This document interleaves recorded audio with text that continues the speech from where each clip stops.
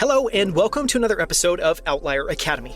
This week's episode is part of our Outlier Founder series, where we dig into the ideas, frameworks, and strategies used by the world's best founders to build category-defining companies. I'm Daniel Scrivner, and on the show today, I'm joined by Andrew Herr. Andrew is the founder and CEO of Fount, which is on a mission to help everyone look, feel, and perform at their very best. Fount offers a highly customized 3-month program that's born out of Andrew's work, enhancing the performance of Special Forces warriors in the U.S. military, including the Navy SEALs. To start, Fount gathers more than 100 data points about their customers using in-depth blood and urine analysis to explore their metabolism, immune and inflammatory activity, nutrient levels, liver and kidney function, and even cardiovascular markers. Customers are then paired with an ex-Special Forces coach who gets to know their goals, day-to-day schedule, and even their family history, all before kicking off a series of experiments that run for the remaining 15 weeks of the program. Experimentation is a huge component of how Fount approaches their work, and it's part of their goal of helping each customer find what works for them. As part of the program, customers receive their own custom supplement packs with exactly what they need to take each morning, afternoon, and evening, all sent from Fount's own custom supplement manufacturing facility. At the end of the program, Fount then offers a support program to make it easy to keep the gains you've made and continue building on them. This includes less frequent blood and urine tests, as well as a continuous supply of your daily supplements. Before founding Fount, Andrew spent 7 years running the human performance and biotech strategy for the U.S. military Special Forces. Wired magazine described Andrew's work for the U.S. military as giving our soldiers mutant powers. Andrew holds master's degrees in microbiology and immunology, health physics, and security studies. He studied at Georgetown's famed School of Foreign Service in Washington, D.C., and he unsurprisingly comes from a highly decorated and long-serving military family. In this episode, you'll learn what Andrew learned enhancing the performance and effectiveness of the U.S. military's most expensive soldiers, including the Navy SEALs, Green Beret, and Delta Force warriors. What he learned about national security at Georgetown's famous School of Foreign Service. What the U.S. Army's mad scientist distinction is, and why Andrew won it twice while he worked for the U.S. military. Andrew breaks down the components of peak performance, including the cognitive, physiological, emotional, sleep, physical, and aesthetic elements, and talks about how Fount approaches maximizing each. We break down Fount's focus on experimentation, why the human body is the world's most complex system, why the same foods, exercises, and supplements either help or hurt different people, and how Fount is building the world's biggest data set around human performance through their work. And we go deep on Fount's layered strategy to optimize the performance of every person, starting at the top of the market with those willing and able to afford an expensive, intensive program today, through how they're slowly replacing elements of this current program with software, data models, automated supplements, and more to bring Fount down market. Finally, Andrew shares all of the lessons he's learned building Fount, both as a founder and as a leader. You can find the show notes and text transcript for this episode at outlieracademy.com/127. It's outlieracademy.com/127. And you can learn more about Fount at fount.bio or by following Fount Bio on Twitter. With that, please enjoy my conversation with Andrew Herr of Fount. Andrew, thank you so much for joining me on Outlier Academy. I'm thrilled to have you on to talk about Fount. Thanks, Daniel. Really great to be here. So, today we're going to dive into what you're building at Fount, which is honestly somewhat difficult to describe, I think, because it's incredibly ambitious. But, the way that I've kind of thought about it, just preparing for this interview, is the world's most advanced health and performance optimization platform. And I'd love to start by just having you share a quick sketch of your background, because that's an important piece of the story. And I want to just kind of get that in first. Awesome. So I ran human performance and biotech strategy efforts for the military for 7 years, everything from helping them design their research and development strategies all the way down to getting Navy SEALs ready to deploy. I ran big clinical trial. So I had the opportunity to do kind of every element of human performance in the military space. And then out of that, I'd be speaking at conferences and executives would come to me and say, hey, I get with the Navy SEALs, but what should I be doing? And so I built an executive coaching business and ran training for their companies. So the big conclusion out of those two experiences was when you do intensive customization for individuals, you can get incredible results. But, when I work for the military, you start to think about how do you go from 1,000 Navy SEALs to 100,000 Army grunts? And you can no longer use elite coaches. How do you go from the C-suite to 10,000 employees in a company? And so you start to ask this question of how do we scale intensive customization? And unfortunately, the data that exists today can never get you there. It's these like tiny clinical trials. It's, observational non-experimental data that led us to tell people to eat high carb, low fat, and kind of gave everyone diabetes. And so anyways, the data exists today doesn't work. And so that led me on, this longer question of how do we build the right data sets and how do we use them to help people with really the question they want to know the answer to, which is, what do I eat, take, and do to look, feel, and perform like I want? Just make it simple. In that 7-year window, working for the military, obviously it sounds like going and speaking at conferences, having executives come up to you starts making your ears perk up and say, okay, there's a much bigger opportunity for this. So there's a lot of people that are generally interested. Was there a tipping point for you where you finally said, okay, I'm going to take the leap and it's finally time to, literally change everything about my life and become a startup founder? There were two factors there. One was we got some wins in the military environment, and I was really proud of some things we were able to change and some things we got funded. And the second piece was at some point that, grinding against that bureaucracy starts to make you ask questions about whether this is the best way. And not only the best way for me to move my career forward and achieve my own goals, but is it the best way to help the people in the military? And I came to the conclusion that one, I was cursing in the wrong type of meetings in the Pentagon. So there's some meetings in the Pentagon where cursing is totally cool and there's a bunch of Marines and nobody cares. And there's some meetings that are everyone's in a business suit and you shouldn't be. So I was starting to lose it with the bureaucracy. And second, I realized the military doesn't know it often how to buy services well. You need to build products to sell to them. And so I realized that by actually going and building this in the private sector, we probably could help the rank and file more. It's fascinating. So obviously there's, we didn't talk about it in this episode. You have a long military history in your family.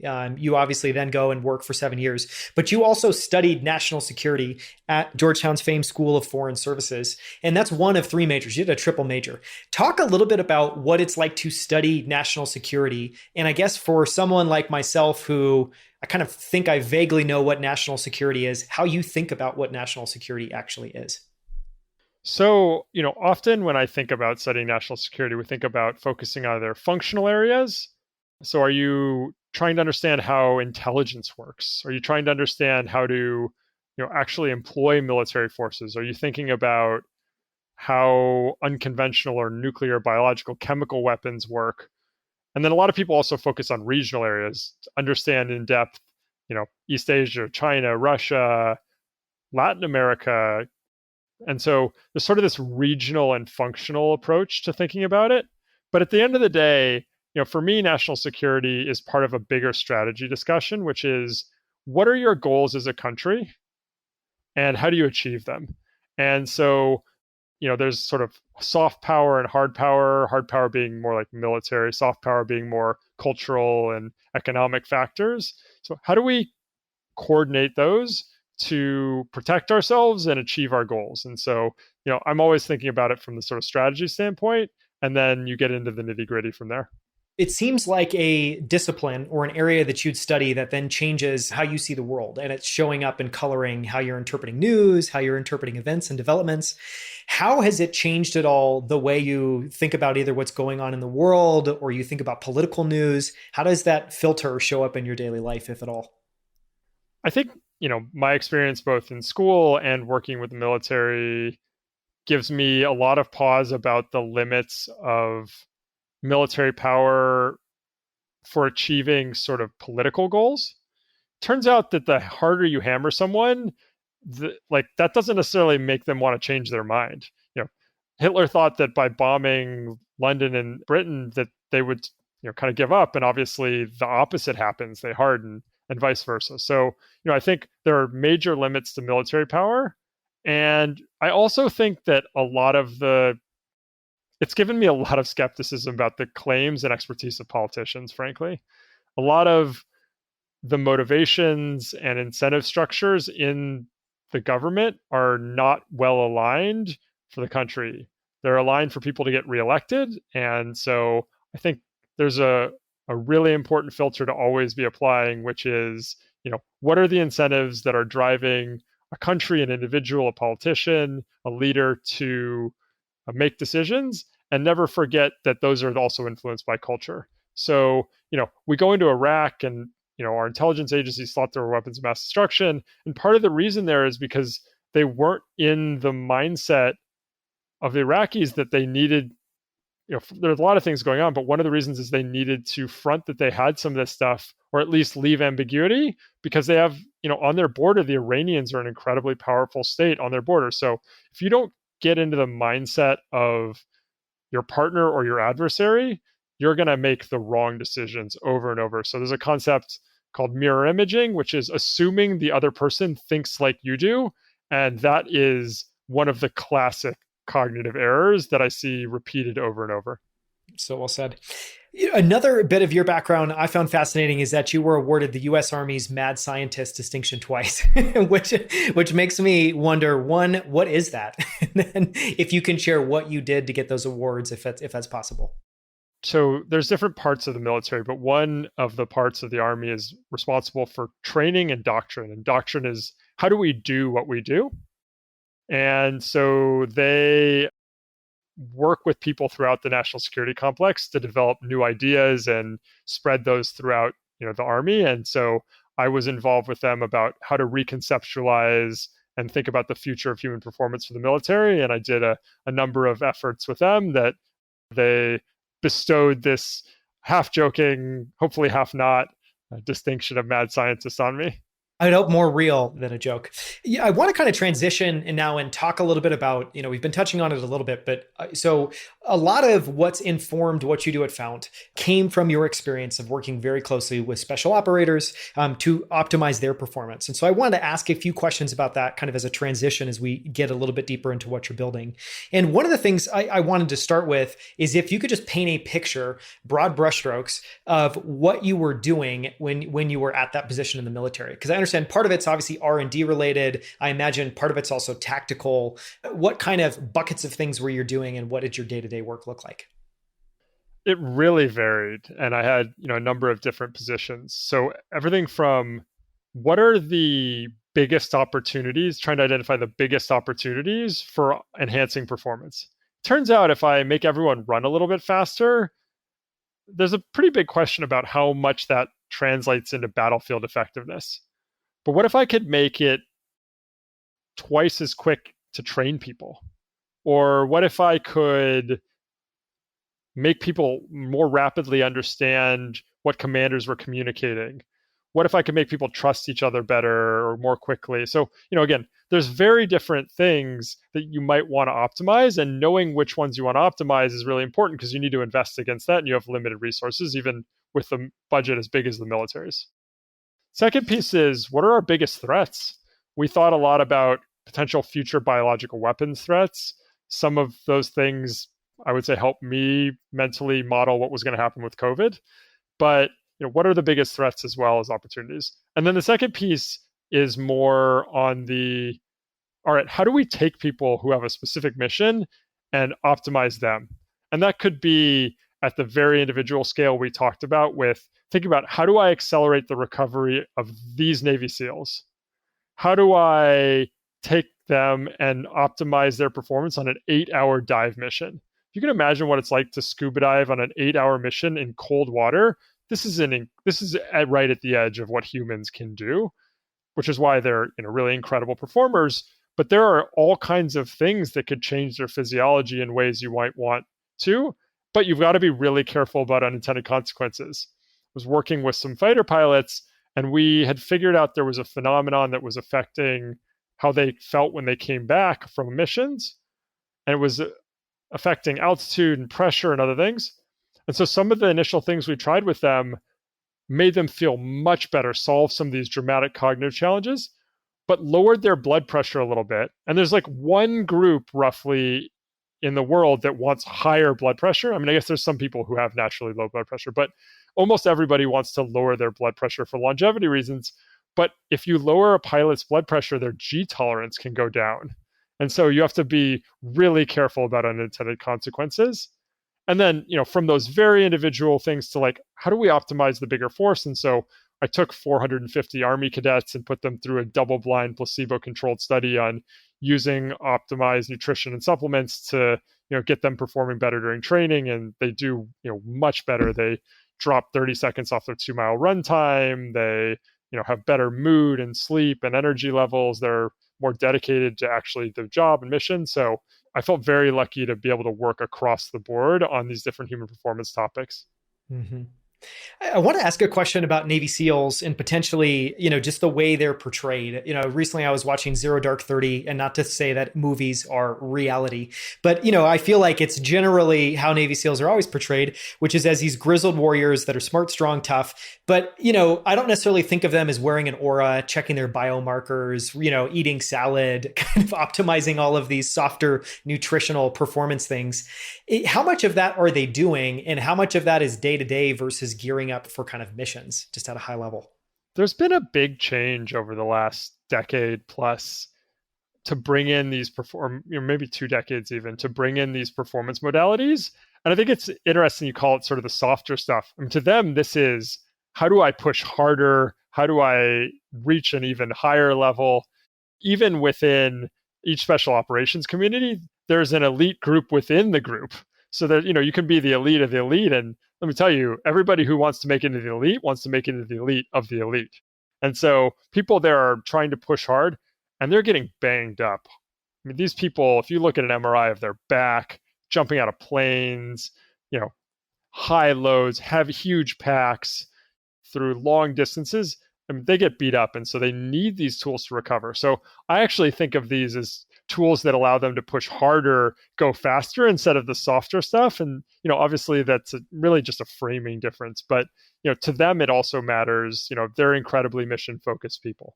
And so I would say they have brought those modalities in because they just see they work. And one of the cool things about working with a community like a special operations community is if you're pushing your body to nearly the edge of what's possible, you really know when something works.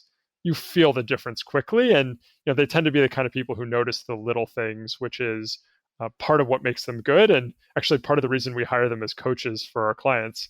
And so, I would say those are major reasons that they've wanted to integrate these things. Plus, it's become cool. And they're the kind of people who like cool things also. They like cool things and technology. One of the things, this is related, that you and I were chatting about before we recorded, is that Navy SEALs, from a personality, disposition, even, quality of life, day-to-day life perspective, are actually very similar to CEOs and other elite performers, meaning they might not sleep as well. They're pushing themselves very hard.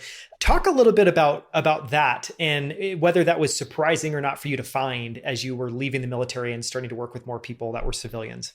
I think it wasn't a thing that I immediately expected. I wasn't surprised about it, but we often think about the physical component of being a special operator, but the mental component is the most powerful piece. So, the things that really predict who's going to make it into special operations, and we'll give the other units, not just the Navy SEALs, some love too. We have a bunch of Rangers on our team, special forces and others.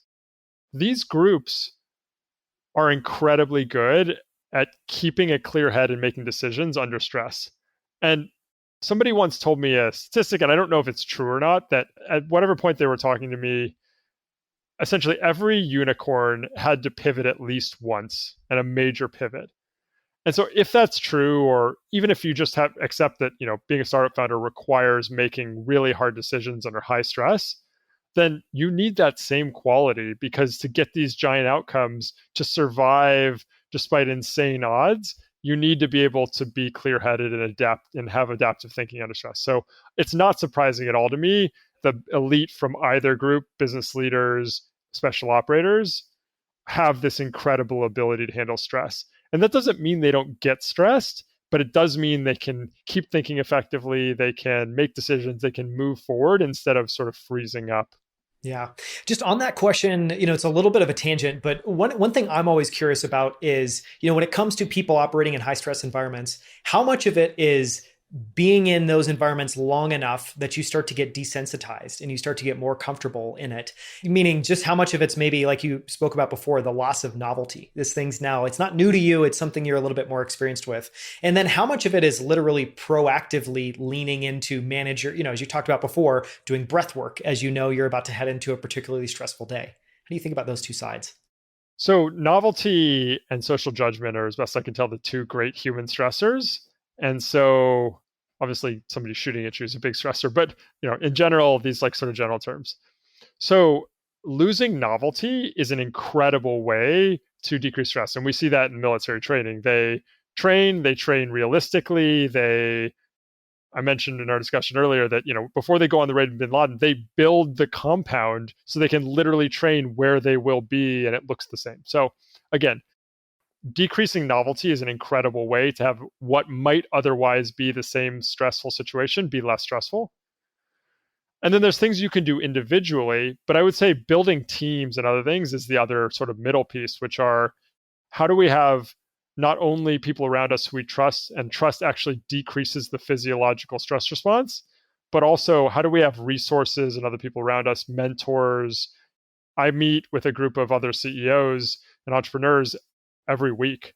And that group is incredibly valuable for me, not only to get ideas and process challenges, but to have the community that buffers my physiological stress levels. So I would say not every successful CEO is doing meditation and breath work. I think most successful CEOs would benefit from doing that, but almost every successful CEO and startup has a great team. And that team is an incredibly valuable piece, in addition to just the inborn ability of the founder to grind it out. I mean, one of the things I say, only the future will tell if I'm a successful CEO, be that like, I will this business into existence. Come hell or high water, that is my perspective on it. And so, my hope is that I'm successful at doing that. I want to know, get into a little bit more of what you're building at Fount. I gave my definition earlier of kind of how I think about it. How do you describe what you're building at Fount to others? And how do you think about how it's different from, what to, I think many can seem like a crowded field of people that are focused on health and performance optimization. What's unique and different? So there's what we're doing now and what we'll be able to deliver you into the future. So just to quickly explain to people what we do now, we run sort of the highest level performance and health optimization programs. So we do your blood work for you, track your sleep with wearables, do an intake interview with one of our coaches who are these former special operators or people who train Cirque du Soleil artists, really awesome people. And that, 90 minutes, we can go really deep on what your goals are, your day-to-day habits, as well as go deep on your nutrition, exercise program, your family history, and sort of where you want to go. And so what that allows us to do is take all these different data sets. Maybe you get a full body MRI as part of the program. Maybe we're tracking your blood glucose levels through continuous glucose monitor. So again, collecting all of these data sets, using that to design a program. But I think the key difference then is not just saying, okay, based on your blood and your answers, here's what you should be doing. Saying, here's the hypotheses, here's what we expect or believe is going on. Now let's run experiments with you at a very high frequency, weekly experiments to identify if that's true and then what the best solutions for you are. So we run our own custom supplement packaging facility to make life easy for clients, but there are 80 supplements or more that are available to our coaches to give to you. And there is not one of those supplements that's not bad for some of our clients. And that means that you can't give this one size all fits approach. And the only way today to get to a truly optimized program for you is to run all these experiments. And so our goal is to make that easy, redo blood work every month, capture that wearable data every day, check in with your coach every week, give you all of the insights and solutions about how to make this easier and to shortcut you, but to really optimize for you. So that's today, is getting you to, again, knowing what to eat, take, and do to look, feel, and perform like you want. And then the big future goal is, while we run these incredibly optimized programs, we're also collecting the highest fidelity data set in the history of health and wellness. No one has ever collected a large data set with dozens of experiments per person across thousands of people with rich pre and post data across blood work and wearables at this high frequency way. And so we're incredibly excited to build machine learning models using that data set that can democratize the ability to high-level customization. So you'll get one of our coaches, we'll deep fake them, or we'll chatbot them, and they will be able to walk you through designing those experiments, use the data from your experiments to feed it back. But instead of this incredibly concierge model we have today, there'll be a SaaS version, and it'll be a little less fun. Having a former Navy SEAL as your coach is a fun thing to have, and actually is really valuable for people. But to make this available to millions of people, we're going to build the AI coaching version of this. And we already have the sort of very tip of that iceberg, which are we make discoveries working with our clients. We can now send 95% of people anywhere in the world with no jet lag. And there's an algorithm that knows how to customize when to eat, sleep, wake up, and take custom supplements we've designed. And you follow that, you give it some information, it calculates an optimal program for you, and you can sleep 8 hours your first night in Tokyo. And so we're already seeing that what we expected would happen happens from the data set. We've discovered new sleep supplements. We have a new product that can eliminate PMS physical symptoms for women in about 90% of women. And so we have this incredible set of tools that are coming out that will launch as products. And then the long-term vision is to really wrap this all up into a comprehensive program that's scalable. I love the way you talk about, the strategy of the business, because I think it's honestly masterful. As someone that, tries to spend a lot of time studying what businesses are doing, there are very few founders that I talk to that have this kind of dual layer. We're doing this today, but that's not the end vision. We're doing that to enable this. One of the questions I had there was that an emergent property as you started getting into this? And, did this emerge in, say, the first year or two of running the business? Or was this idea very clear in your mind from day one? I would say it took me about decades worth of work to realize this was the right strategy. Before I ran Fount, and after I left the military work, I ran a consulting business where we were doing these one-on-one programs for executives, but without the bigger data goals. But, to answer this question about how do we go from 1,000 Navy SEALs to 100,000 Army grunts, or from the C-suite to the factory floor, my brain was searching for a framework for how to answer that question best. And initially, my thought was designing these one-off products and then letting people put products together for themselves. And then over time, I realized there was sort of a way to do it all at once. And that conclusion, coincided pretty closely with the starting of Fount and really this big vision we have. Yeah. Well, and it sounds like, that's partly due to just your love of frameworks. And it sounds like struggling with that question for 7 years. And then I imagine many, many years afterwards of, being able to optimize the performance for a small group, but feeling like you could never do it for a big group. And I'm sure you were just left wondering, well, how would I do that? What would that look like? I think it's really fascinating that health is one of the last places where we expect people to tolerate bad products. When people look at software, if there's bad UI UX, that's the company's fault, not the user's fault. And so I think for a lot of people, the reason it's so challenging to lose weight is because the 50th percentile diet they're getting recommended, just as an average, doesn't work that well and is hard to do. If you can go to a maybe 75th percentile diet, maybe it works, but it's still hard to do.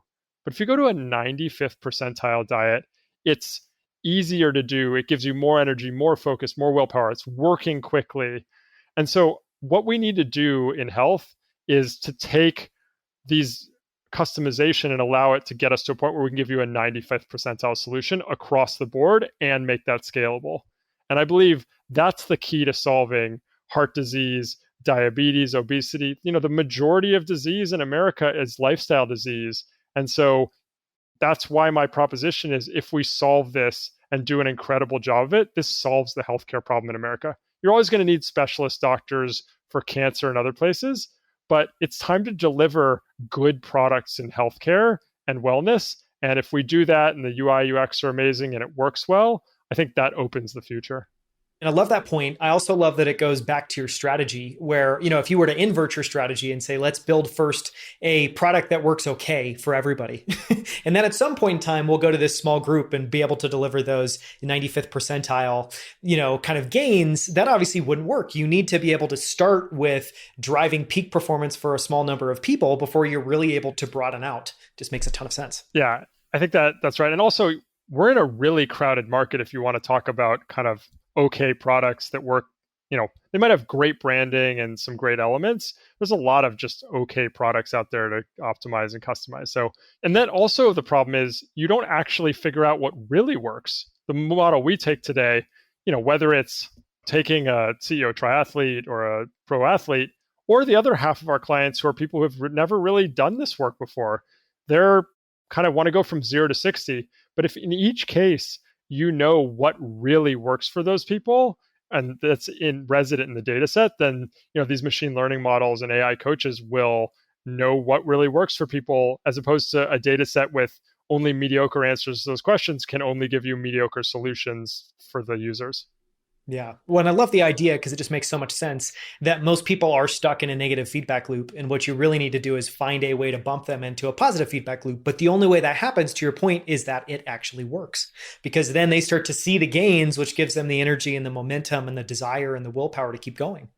Yeah. I think willpower is always an important piece, but I've come to believe that a much larger proportion of the challenges here are information problems and not willpower problems. And if that's true, you'll need to solve the willpower piece. And there's some, obviously very smart UI UX ways to do that. But if you combine that with it working and know when to give people the right data feedback at the right time, I mean, we see this day to day. We see people transform their lives, and that should be accessible to everyone. Yeah. I want to talk about something, I guess, a little bit higher level, which is, when people come to you and join the program, are there commonalities of what people are trying to change the delta on? Because thinking about myself, I think something that I would work with you on, I'm hoping to starting next month, is, just around handling stress and managing stress. Is that common? And what are the commonalities that people come to you and really look for a shift in? Yeah, I would say the top 10 goals are energy, focus, mood, sleep, gut health, longevity, fertility, losing fat, gaining muscle, stress management. I think those are that it's 10, but those are probably the biggest ones people to come to us for. And they're starting in all different places in those categories, from people who are obese to people who are already fit, from people who are incredibly stressed to want to knock the last pieces off, and that's why it's such a fun group. We get different challenges every day. Yeah. I want to double click on the, kind of leaning in and focusing on experiments, because I think it's very different than what other people are doing.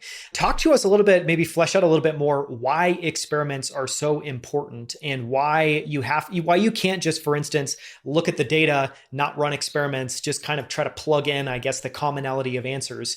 What gain and fidelity do you get by running experiments? And then how have you threaded that through the culture and the experience of Fount? So the human body is one of the most complex adaptive systems out there in the universe.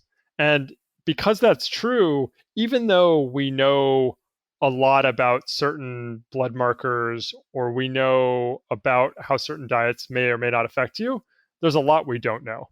My mental model for this, or the way I think of it, is imagine a globe.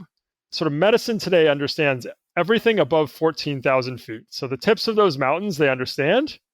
They sort of know the plains are there, and they have no idea there's even an ocean. And so we know a lot about a very small number of things, and we know very little about a lot of things. And so what that means is we can use the data to guide what's most likely to help you, but you just cannot predict with extremely high accuracy which of the interventions will be most effective there. And it matters a lot, because some interventions actually make you worse. And so if somebody gives you 10 interventions to do and you feel better, maybe it's that 3 are making you worse and 6 are making you better. What would happen if you did those 6 without the 3 making you worse, and then the one's kind of neutral or something like that? So running these experiments is critical to figure out what works for your body, your goals, and your lifestyle. That's the triple customization. And there's no other way to do it today. I'm working hard to make it so you don't have to do this, but at the end of the day, even actually the machine learning models we're building are not meant to give you the answer.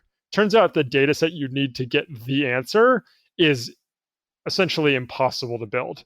But we can build you a data set that allows you that builds coaches, AI coaches, that can help you quickly run a small number of experiments to get you there. That's actually the most efficient way to do it, actually, even the human and the AI side. So I would say that's the key thing. It's not possible to customize today just based on data.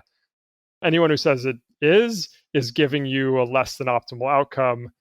And once you've experimented, you can find really cool patterns. It's fun. And also, I think the other thing that's really important is if you're working with people and you give them something that doesn't work, they're like, hey, I thought you were an expert. But we're being explicit, like, look, some of these things are not going to work. Some of these things actually may be counterproductive.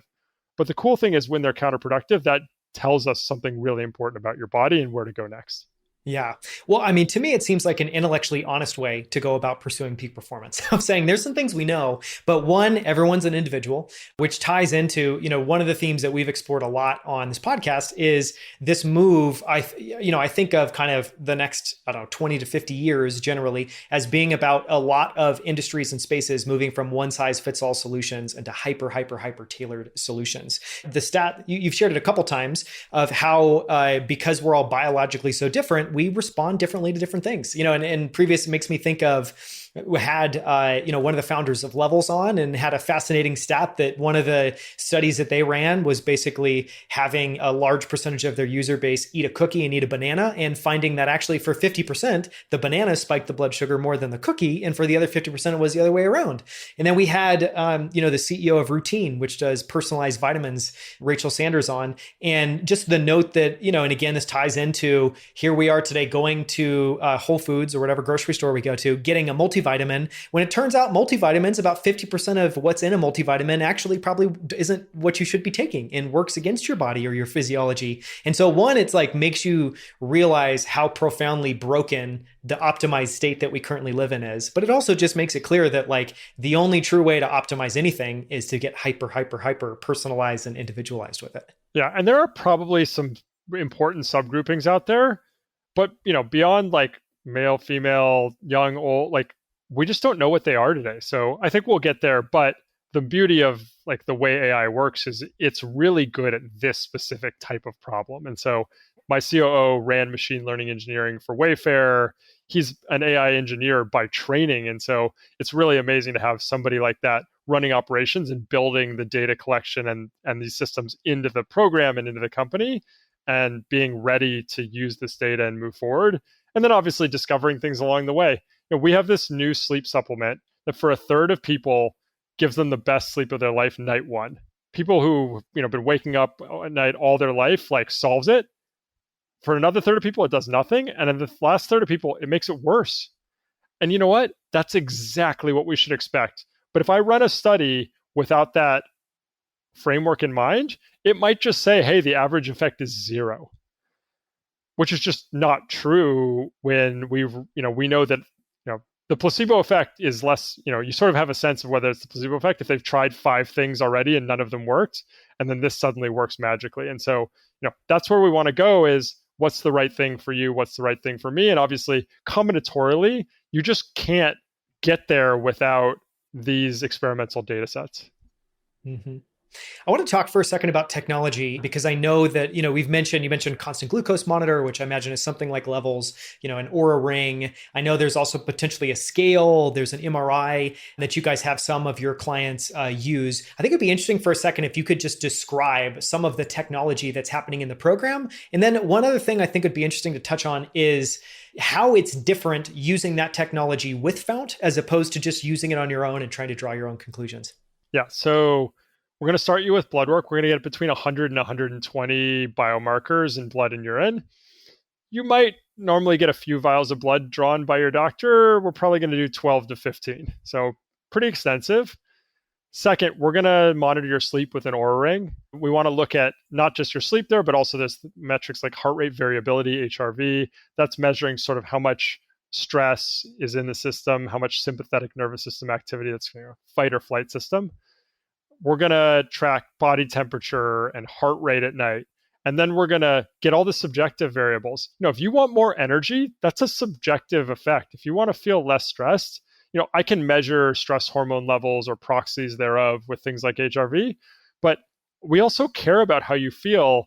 And, I think sometimes people like, oh, this is subjective, so it's not real. I mean, how you feel subjectively is a pretty big part of your life. So I think it's pretty important. And you can also turn that subjective data into quantitative data by asking somebody, if your goal is, hey, I have these energy dips at 2 p.m., Well, at 3 p.m., I want to know your energy levels every day. And that's very easy to collect via app or even text message for people. So we're collecting that data, and then we're, adding things like continuous glucose monitoring, as you mentioned, levels, great technology. We're looking at, how do we get a baseline and or identify any challenges via these MRIs, companies like Ezra, which do a great job of that. And I'd say the difference is twofold. One, other companies are going to say, here's your blood work, here's what we recommend.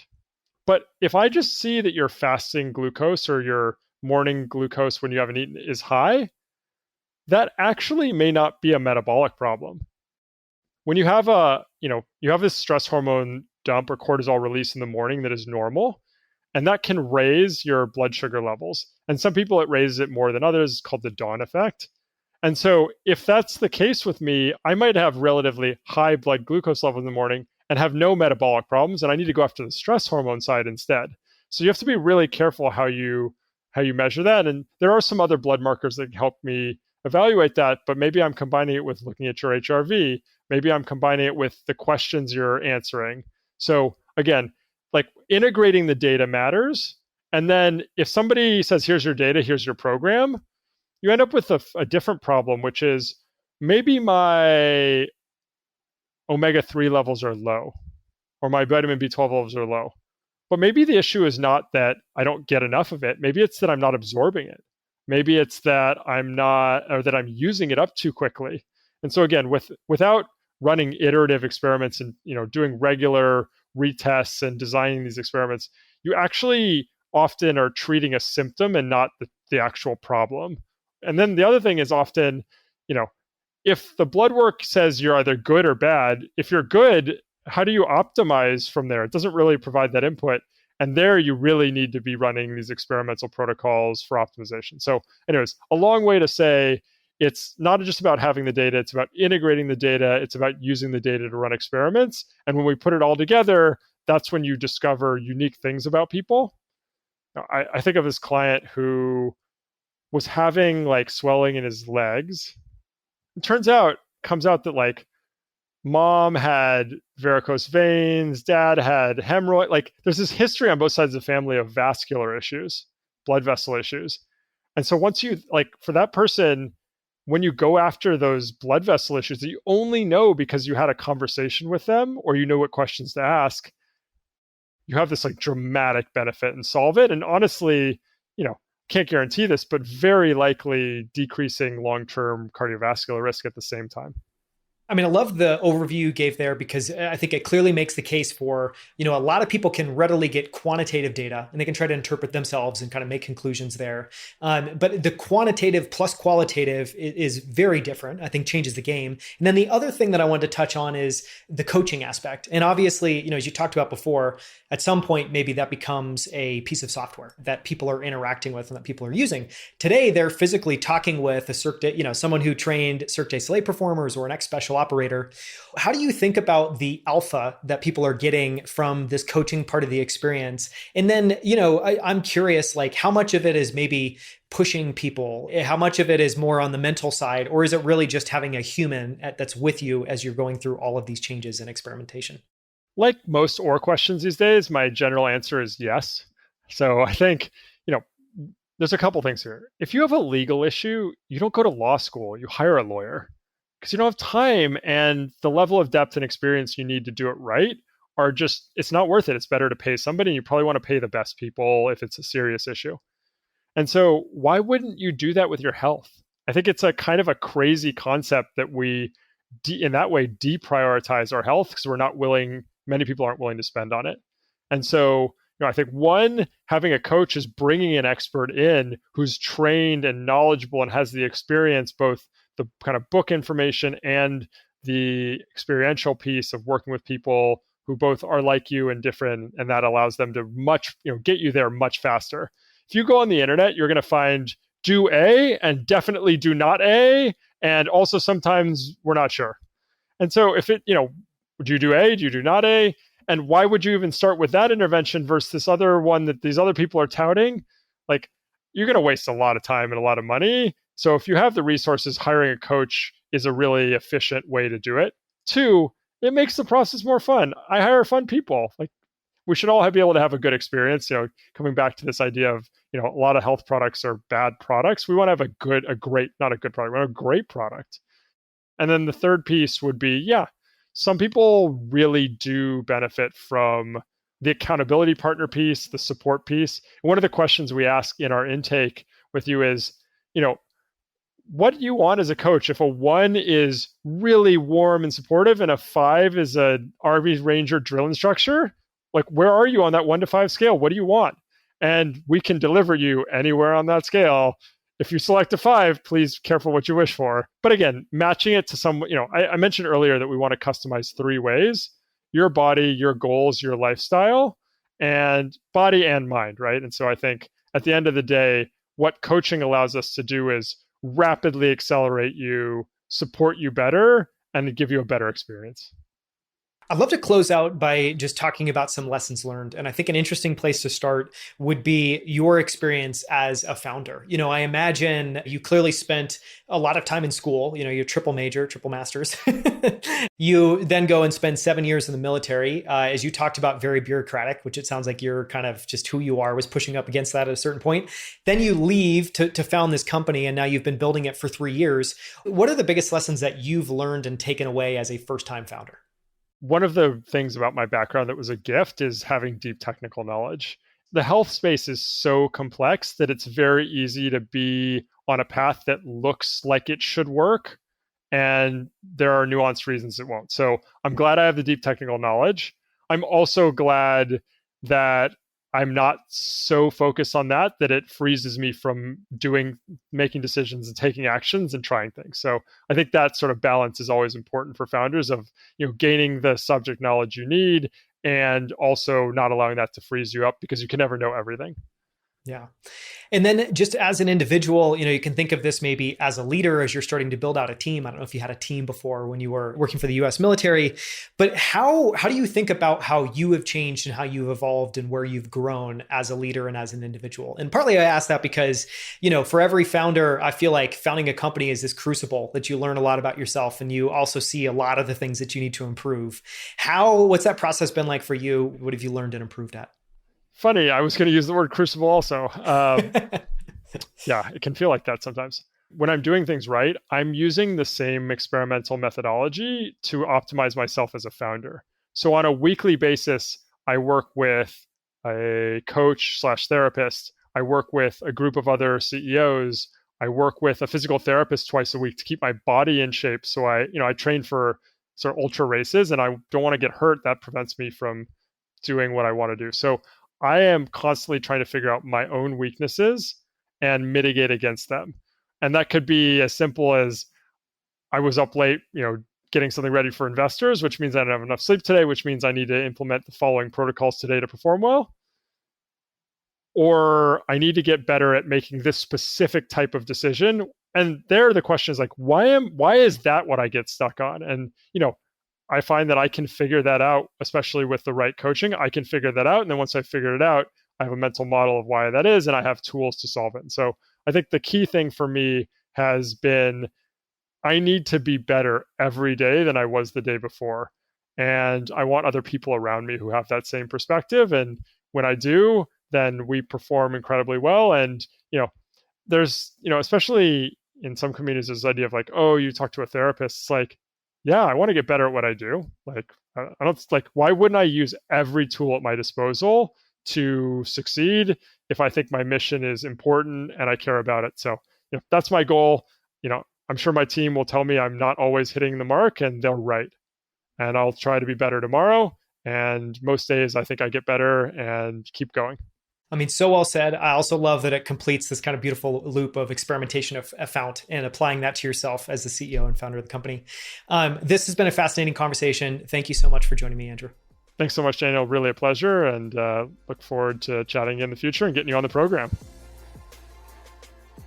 Thank you so much for listening. You can find the show notes and text transcript for this episode at outlieracademy.com/127. That's outlieracademy.com/127. And you can learn more about Fount at fount.bio or by following Fount Bio on Twitter. At outlieracademy.com, you can find all of our other founder interviews profiling incredible companies like Forward, 8 Sleep, Common Stock, Varda Space Industries, Superhuman, Primal Kitchen, 1-800-GOT-JUNK, and many, many more. In every interview, we deconstruct the ideas, frameworks, and strategies these founders use to build these incredible companies. You can find videos of all of our interviews on YouTube at youtube.com/outlieracademy. On our channel, you'll find all of our full-length interviews as well as our favorite short clips from every episode, including this one. So make sure to subscribe. We post new videos and clips every single week. And if you haven't already, make sure to follow us on Twitter at Outlier Academy. Thank you so much for listening. We'll see you right here with a brand new episode next Wednesday.